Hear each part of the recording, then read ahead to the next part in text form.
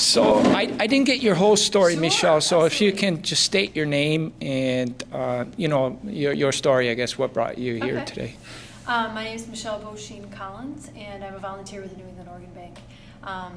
3 years ago, in 2007, January of 2007, my brother became suddenly acutely ill, and we thought he had the flu, so we kind of went through that process, and within 2 to 3 days, he was in waiting for a liver transplant. He was an acute liver failure he was in Strong Memorial in Rochester, New York.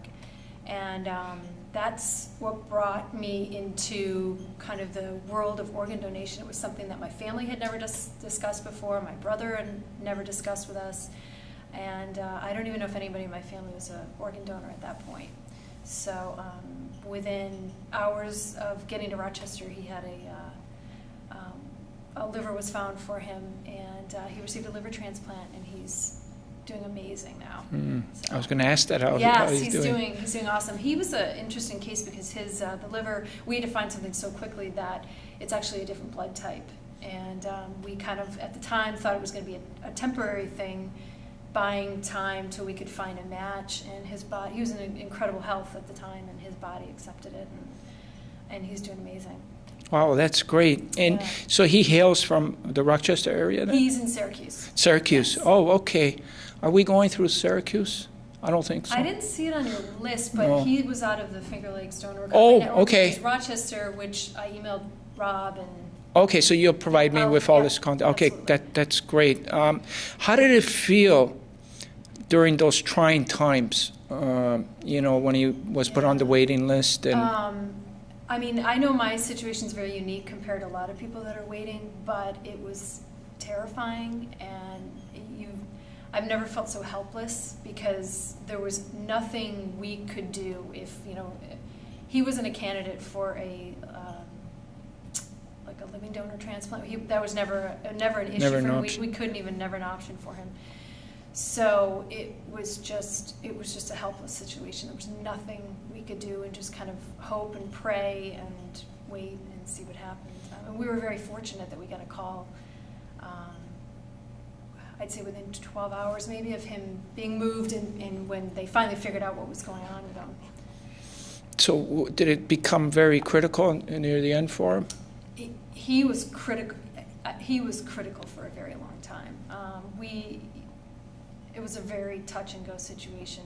I think his transplant surgeon, more than anybody, was surprised that he, you know, made it to the point of the transplant and did so well and came back so quickly after the transplant. If you had something to say to the, you know, there's over 100,000 Americans right now, you know, being a family member, and so literally there's probably 1 million people that are in similar situations. Do you have anything like to say to them?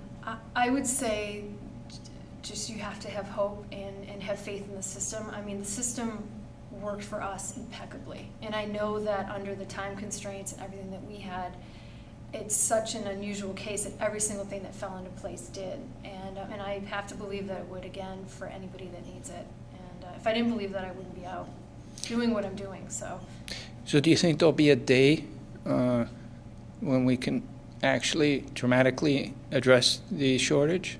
You know, absolutely. I mean, I've noticed for something that I never noticed in the news before. It's in the news a lot more now, and there seems to be a lot more advances, and you know, so much more living donations taking place, and I have to believe that at some point we'll be there. Do you have any idea where the donation came from? I believe it was Ohio. Okay. Yeah. So do you ever get the feeling of wanting to meet the family? I do. I think we all felt that.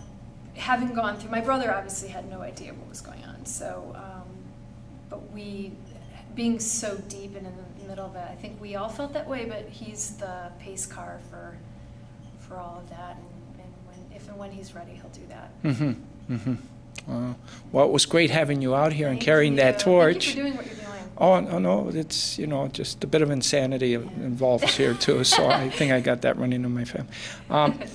But you know, I want to get in touch with your brother because we're going to be hitting New York pretty soon. Okay. And it's been a pleasure meeting you. Thanks, you too. And hopefully we can stay in touch. You could follow our journey. Absolutely. Okay. Thanks, Michele. Thanks. Okay.